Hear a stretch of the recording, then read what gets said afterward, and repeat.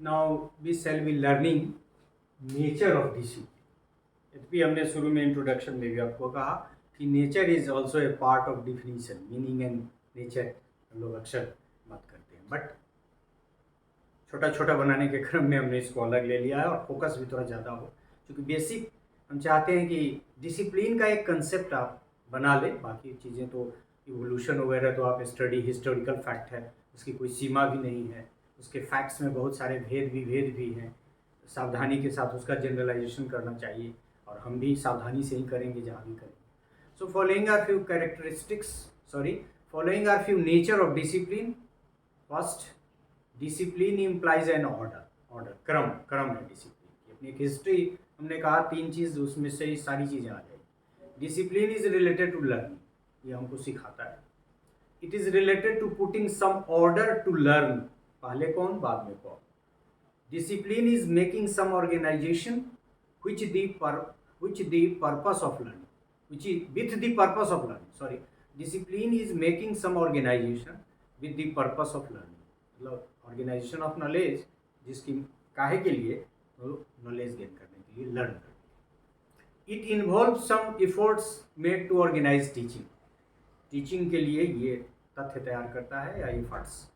It involves some efforts made to organize learning, teaching को अलग, learning को। It is related to teaching learning process, ये सब यदि कहें तो एक ही साथ भी डाल सकते थे।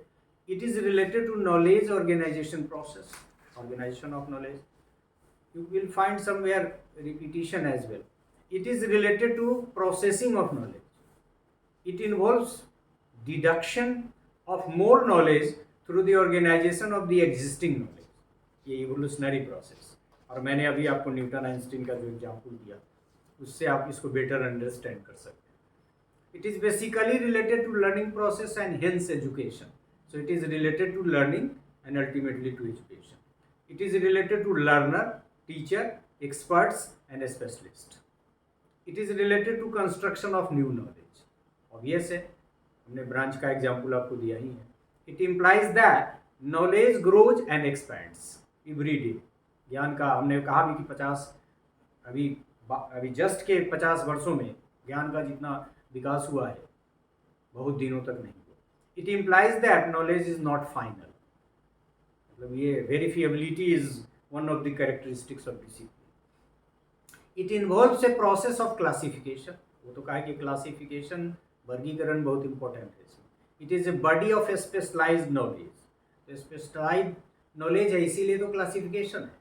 It has theories and concept, हर डिसिप्लिन की अपनी थ्योरी है, कंसेप्ट है, मेथोलॉजी है, सारी बातें हमने पहले भी की। It has a specific terminology, जैसे मैथमेटिक्स की अपनी टर्मिनोलॉजी है। अब यदि हम ऐसे बोर्ड पे लिख दें तो जो मैथमेटिक्स का है वो नहीं पढ़ सकता है कि इट इज़ देयर एग्जिस्ट, ये एक कंसेप्ट है, ये एक कंसेप्ट है मैथमेटिक्स, और जो नॉन मैथमेटिक्स का है उसको डिकोड भी नहीं कर सकता। It is a body of a specialized knowledge. It has theories and concepts. It has a specific terminology. Its a specific object is research. बिना रिसर्च के तो फिर डिसिप्लिन आगे नहीं बढ़ सकता है। So it is mandatory for every discipline that research must be the part. It has got definite methodology of research. तो बताया कि मेथड भी है, मेथोलॉजी भी है, चीज़ों को खोजने का, डिफाइन करने का।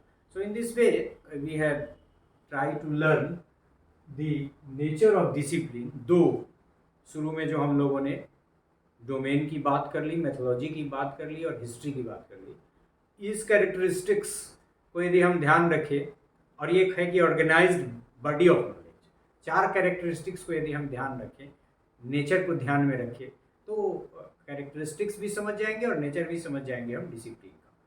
तो ये 4 चीज़ बहुत है, ऑर्गेनाइज्ड बॉडी ऑफ नॉलेज, दूसरा डोमेन जिसमें सब्जेक्ट मैटर वगैरह, तीसरा method and methodology of research etcetera, और फिर एक evolutionary process, so history of the discipline. So this is all about this part of the lecture, that is nature of discipline.